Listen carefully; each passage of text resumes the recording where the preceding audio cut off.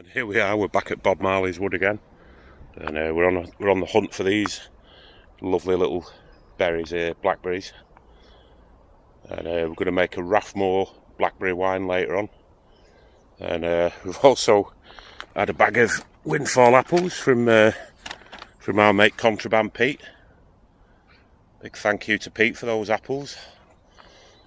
So let's get on it.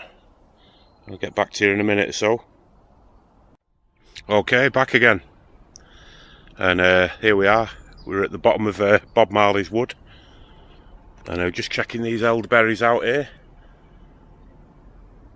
and they're looking considerably riper than they were when I was down here last week. So we're going to selectively take a few of these, and we're going to get some cough linctus on the go with it.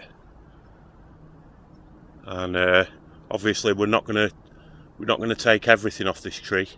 Probably going to take about 20% of it. Nobody else seems to use it, I've noticed. But it seems to me that it's probably going to be a cold winter, and the birds are going to want something to eat, so I think we'll leave the bulk of them. But probably going to take about a dozen sprigs, and then we'll get some lotions and potions on the go when we get back. So again, a lovely day in Bob Marley's wood. Great lever. Very diverse setup here in terms of plant life. Not seen a great deal of wildlife down here. Seen plenty of birds, but no mammals. But I'm sure they're about. Probably quite shy. Probably hiding in the undergrowth and in the wooded area. So yeah, just pan round, let you have a quick look. It's quite worrying in some ways. There's tons of Japanese knotweed here. But what I have noticed further up, back to where we started, is there seems to be a bit of a war going on between the brambles and the Japanese knotweed. And for all the effort of the Japanese knotweed to be the dominant plant in this area, all the brambles are doing is just climbing up above the Japanese knotweed, which in some ways isn't a bad thing because they're getting a little bit closer to the sun.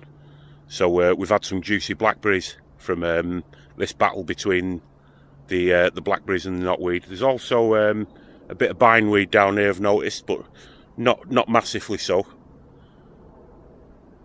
But look, this bloody knotweed goes all the way. It's all on this side, goes all the way up, and there's patches and clusters, sort of all over this area, really.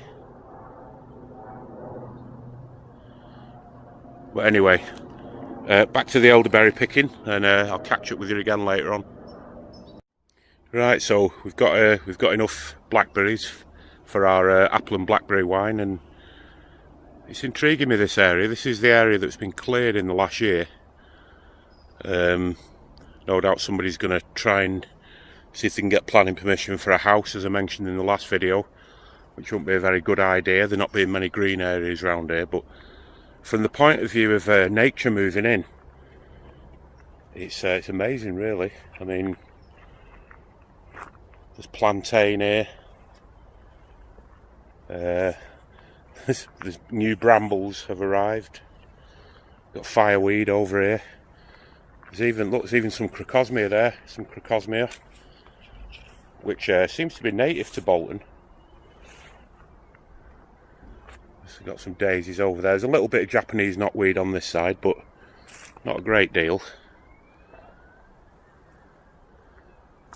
So as soon as it's cleared, nature's moved in, which is great, and there's plenty of bees foraging here, as you can see.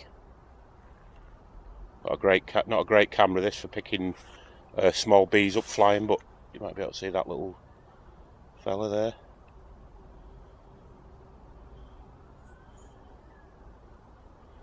And then we've got our obligatory burnt out motorbike over there, which isn't great, but then again, there's not a lot for young people to do around here, really. We've got some willow have popped up there, and importantly for the soil, there's tons of this clover everywhere. Clover being a nitrogen fixer, there's absolutely tons of it. And I'm not 100% about this, but That yellow flower over there looks like cowslip. Probably a bit late in the year, I don't know, but that's what it looks like to me.